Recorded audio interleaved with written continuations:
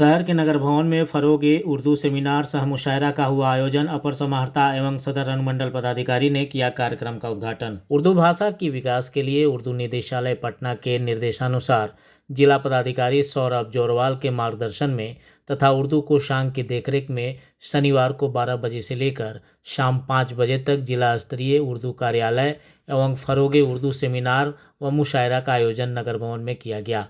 कार्यक्रम का शुभारंभ दीप प्रज्वलित कर अपर समाहर्ता आशीष कुमार सिन्हा, सदर अनुमंडल पदाधिकारी विजयंत एवं कार्यक्रम के अध्यक्ष उप निर्वाचन पदाधिकारी मोहम्मद गजाली समेत अन्य ने इसका संयुक्त रूप से उद्घाटन किया। इसमें उर्दू भाषा की तरक्की पर वक्ताओं ने बल दिया।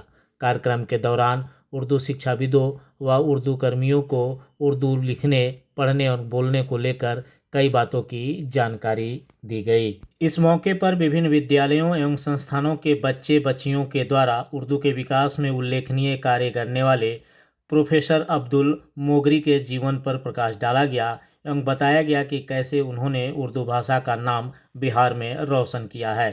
इस भाषा की बेहतरी एवं तरक्की में उनके संघर्षों को काफ़ी तरीके से रखा गया। और नहायत काबिल एहतराम के साथ उन हजरात का शुक्रिया अदा करना ज़रूरी समझता हूँ जिन्होंने वक्त की नज़ाकत का इदराक रखते हुए नहायत अहम मौजू का इंतखाब किया है।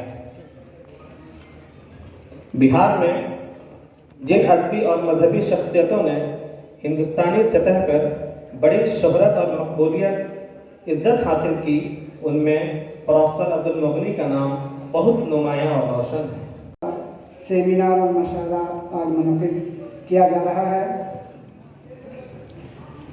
जैसा कि आप जानते हैं कि उर्दू हमारे सूबा की दूसरी सरकारी ज़बान का दर्जा इसे हासिल है। इसके फ़रोग़ के लिए सरकार लगातार कोशिश करती रही है। इसी के तहत ये आज उर्दू का सेमिनार और मुशायरा मुनक़िद किया जा रहा है।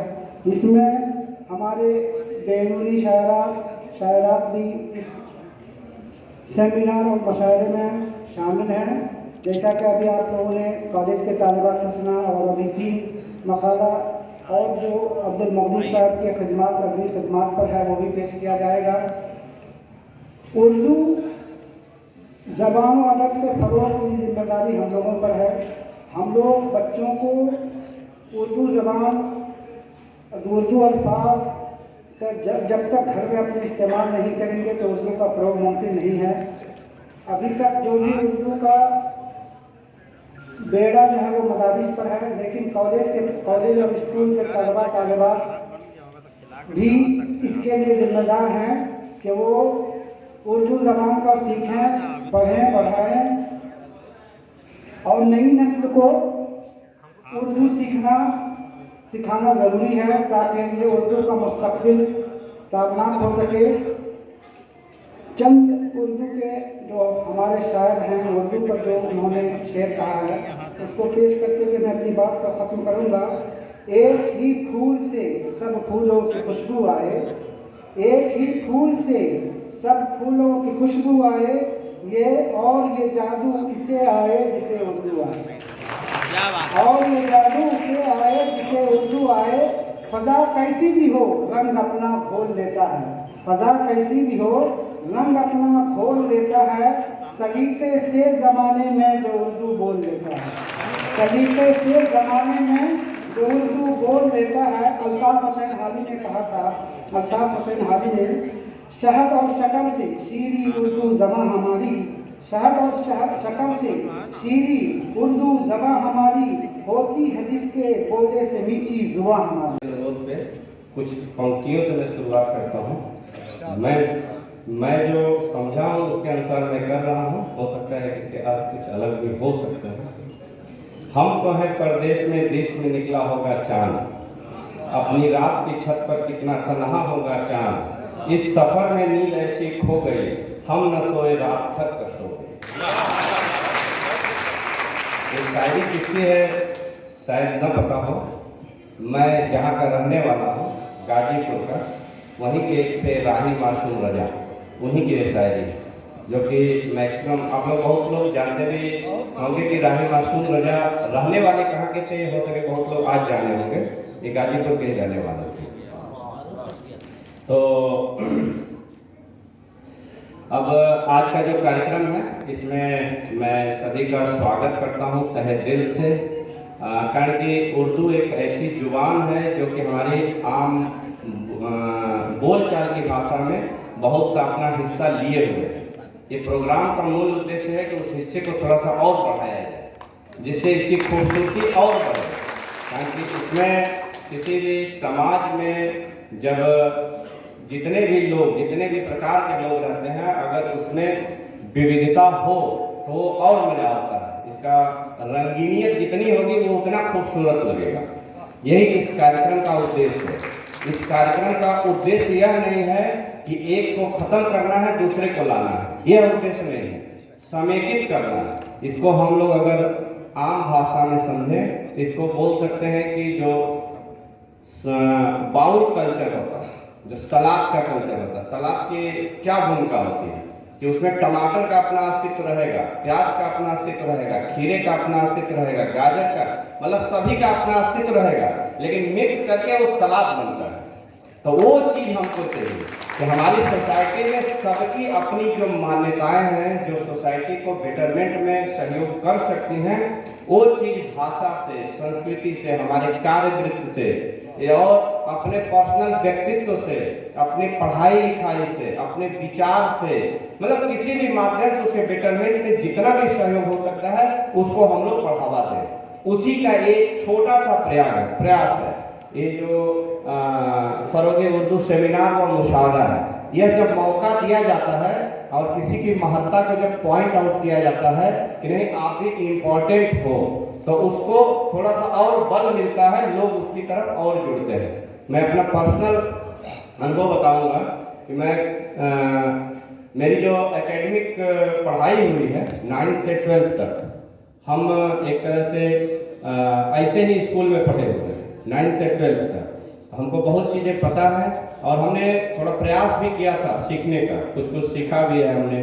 आपके जानकारी के लिए बता दूं कि उर्दू निदेशालय से लगभग सभी ऑफिस में एक उर्दू के लिए कर्मी होते हैं, ये आप लोगों को पता होगा। तो उसी में से एक कर्मी थे पिछली पोस्टिंग में, उनका यही दायित्व था, हम उनसे रोज पढ़ते थे कि कैसे इस चीज़ों का, कि इसकी जो रचनाएं हैं उनको जब पढ़िए और वो समझ में आती हैं तो मतलब मन आह्लादित हो जाता है। ये है, तो हर व्यक्ति को भाषा को सीखने में कोई रिकॉर्ड नहीं होनी चाहिए। आप सुने भी होंगे किसी प्रसिद्ध लोगों का जब परिचय दिया जाता है तो बताया जाता है ना कि इनके 13 भाषाएं जानते थे, 15 भाषाएं जानते थे, 18 भाषाएं जानते थे। हमको जहाँ तक याद आ रहा है एक हमारे प्रधानमंत्री थे जिनके बारे में बोला जाता था कि 16 भाषाएं जानते। तो वह काबिलियत हम सब में आनी चाहिए कि हम भी हिंदी जाने, उर्दू जाने, इंग्लिश जाने, अरबी जाने, फारसी जाने और भी जितना तमिल जाने, संस्कृत जाने, जितनी भाषाएं जानेंगे उतना आपके ज्ञान में समृद्धि होगी और आप अपने पॉजिटिव चीजों को लोगों के समक्ष भी रख सकते हैं। आज ही नहीं बल्कि प्रत्येक वर्ष हम लोग आयोजित कर रहे हैं और इस कार्यक्रम में उपस्थित सभी साहिबों, मुशायरा में भाग लेने वाले बंधुओं एवं उपस्थित आमजनों, प्रेस एवं मीडिया के प्रतिनिधिगण का हम जिला प्रशासन औरंगाबाद की तरफ से हार्दिक अभिनंदन करते हैं, स्वागत करते हैं। और विशेष रूप से मुझे बताया गया है कि इस कार्यक्रम में वाराणसी, कोलकाता एवं रोहतास से भी शायरगण आए हुए हैं। मैं उन्हें भी जिला प्रशासन औरंगाबाद के तरफ से हार्दिक अभिनंदन करता हूं, स्वागत करता हूं। पूर्व के वक्ताओं ने आप लोगों को बताया कि उर्दू के प्रोत्साहन के लिए इस तरह का कार्यक्रम बिहार सरकार लगातार कर रही है। हम लोग भी जिला प्रशासन भी कटिबद्ध हैं कि उर्दू ऑलरेडी ये प्रोत्साहित भाषा है, लेकिन और हम लोग इसे आगे तक बढ़ाएं। अभी हमारे एसडीएम साहब ने कहा, प्रेस मीडिया से अनुरोध किया कि आप देवनागरी लिपि में भी उर्दू का प्रयोग करें। तो यह तो सर्वविदित है कि देवनागरी भाषा में भी उर्दू का निरंतर प्रयोग होता रहा है और आप देखते होंगे कि हिंदी के साथ साथ हम लोग उर्दू का भी आम बोलचाल भाषा में भी प्रयोग करते हैं, उपयोग करते हैं, बोलते हैं। ऐसा नहीं है कि उर्दू तक ही सीमित रह गया है, ये आम जन तक ये जा रहा है। उर्दू हमारा बिहार इंडिया में प्राचीनतम भाषा रहा है और ये हमेशा हिंदी के साथ मिलकर के प्रयोग में होता रहा है। कई हमारे पोएट शायर जो हैं वो हिंदी भाषी भी थे, चाहे प्रेमचंद हो, चाहे फिराक गोरखपुरी हो, ये हिंदी में भी लिखते थे, साथ ही साथ उतना ही इनका कलम उर्दू में भी प्रखर था, केवल ये हिंदी तक ही सीमित नहीं थे। इसके अतिरिक्त हमारे भारतवर्ष में चाहे मिर्जा गालिब हो, चाहे खयाम हो, चाहे फिराक गोरखपुरी का तो मैंने नाम लिया ही, बहुत उर्दू के काफी मशहूर शायर, अदाकारा एवं पोएट ने यहाँ अपना लेखनी से भारतवर्ष को सुशोभित किया है। बिहार सरकार भी कटिबद्ध है कि उर्दू को हम प्रोत्साहित करें। इस क्रम में आप लोग अच्छी तरह से वाकिफ हैं कि हिंदी उर्दू हमारा राज्य का द्वितीय भाषा है, राज्य भाषा है और कई जगह उर्दू कर्मियों को भी प्रोत्साहित करने के लिए उर्दू अनुवादक के रूप में प्रत्येक प्रखंड में, प्रत्येक जिला में बिहार सरकार के द्वारा पदस्थापित किया गया है ताकि उर्दू को हम लोग आगे बढ़ाएं। इस कार्यक्रम में मेरा आप लोगों से अनुरोध होगा कि बाहर से आए एवं हमारे स्थानीय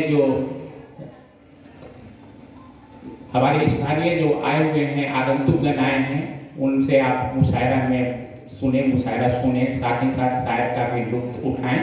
और मैं गजाली जी जो कि हमारे जिला उर्दू कोषांग के प्रभारी पदाधिकारी हैं, साथ ही निर्वाचन पदाधिकारी भी हैं, उनसे मेरा अनुरोध होगा कि इस तरह का कार्यक्रम केवल एक दिन के लिए ही सीमित नहीं रखिए, इसको निरंतर बीच बीच में इस तरह का कार्यक्रम आयोजित कीजिए। मुझे आशा ही नहीं बल्कि पूर्ण विश्वास है कि इसमें लोगों की सहभागिता जबरदस्त रहेगी और खासकर औरंगाबाद जिले में इस तरह का शायरी के कार्यक्रम या मुशायरा में लोग सम्मिलित होते हैं, रुचि भी रखते हैं। इन सब बातों के साथ मैं अपने वाणी पे विराम देता हूँ, साथ ही साथ आप लोगों को हार्दिक शुभकामना, अभिनंदन।